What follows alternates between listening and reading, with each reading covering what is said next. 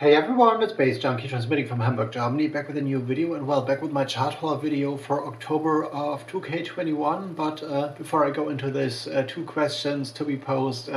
The first one, is a display of two records really a chart haul? Because, you know, the score, like trouble times, Corona, other things coming into play, factoring in, so I haven't been buying much records recently, and I've cut down, and I might cut down even more on buying records for several reasons in the future. So is this really a chart haul? I don't know. And the second question is, will I be able to upload this video quicker? Because the last time, also due to trouble and me working on like borrowed equipment and like on a very basic technical infrastructure right now with like a lot of data being lost and stuff, it took me about like 7 hours to get the last video up, which isn't like very motivating. And well, we'll see how that goes tomorrow maybe, because now it's, I guess, 8 o'clock in the evening in Germany, and I might not be able to upload this today. So we'll see how that goes. But let me show you the records I got for this month's like chart haul, like or pseudo chart haul maybe. This is a test pressing on Arjuna Music, Dark Star Safari, Walk Through Lightly is the title. A white label test press, which is released as a full EP in the meantime. So this test press isn't like super recent, but I had it sitting in my like collection, or like in my well, kind of like section where I have the records that are not out yet, but I want to post in my chart hauls for a while. So I own this. I have owned this for several months before it came out. Looks like this. This is a sophomore album by a 5-piece band, I guess, that is called Dark Star Safari. The first album was also on Arjuna Music, and as I found out, I had forgotten about this, I also have reviewed this on my website Night Session back in the days, in 2019 I guess. Link to Night Session is down in the description box. And what this is, is an album of what I would call left field pop, very inward looking, sparse, minimal, with a lot of like, or like driven by vocals, but it's all very like calm and deep listening stuff. So maybe a record that I wouldn't have bought myself, which I haven't, but it came to me as a test press, and I liked it. Like, it's a nice listening experience, like calming down, very nightly. So if you're like sitting alone on an evening, like in late fall or something like that, with a little bit of icy or like icy rain or whatever outside, this one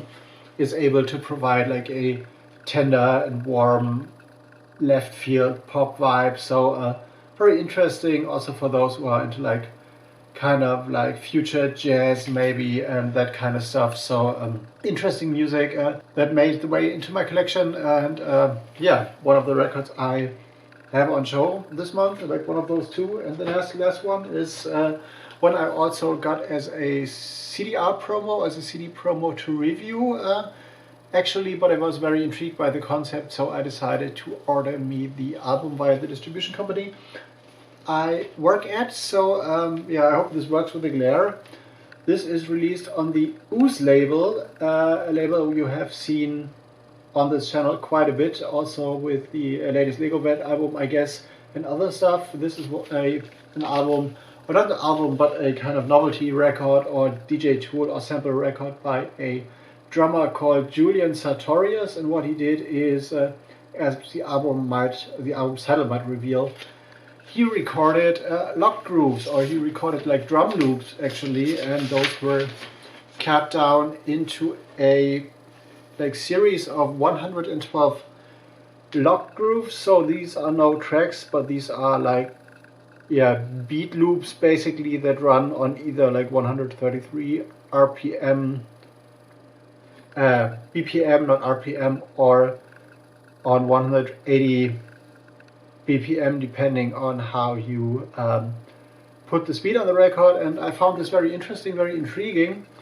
because I also like the concept of sampling when producing stuff, which I might not do for a while, but you know, with all the jungle producers and stuff, they were like making use of the Amen break, of the Apache, of all those like funky drummer breaks by James Brown and all this stuff, and those were all like drum loops taken from old like soul and jazz and funk classics and stuff, and now being provided with an entirety of like 112 new drum loops played by a drummer. This might be, yeah, a way to nick some of those grooves and like cut them into pieces and use or abuse like 1 or 2 drums or whatever, or basic grooves in tracks in the future. So this is more like a production tool, maybe also a DJ tool if I work on 3 decks, but I found this concept very intriguing, and like getting away from all those like classic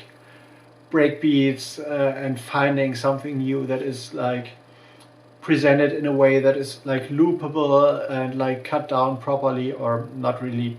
I have listened to all those, and some are like a little bit of like off-kilter grooves, but I found this very intriguing and very useful, so I bought this as a tool for future productions, and I hope Julian Sartorius might not be well, angry or whatever if I nick 1 or 2 drums from him from those things. So I like those kind of DJ tools and novelty records. And yeah, revealing other things, I was talking about the latest El Caballo Cemental release, which is still on pre-sale on BANDCAMP. I've put like a minimum quantity of 72 records like on pre-sale, because yesterday was BANDCAMP Friday and No More put them up on their BANDCAMP as well. And yeah, what I'm going to do on El Caballo Cemental is I'm going to re-release the legendary track Suicide Commando by the German band No More, which also have released another, or I have released another remix of them on El Caballo Cemental like 2 years earlier, and they offered me like to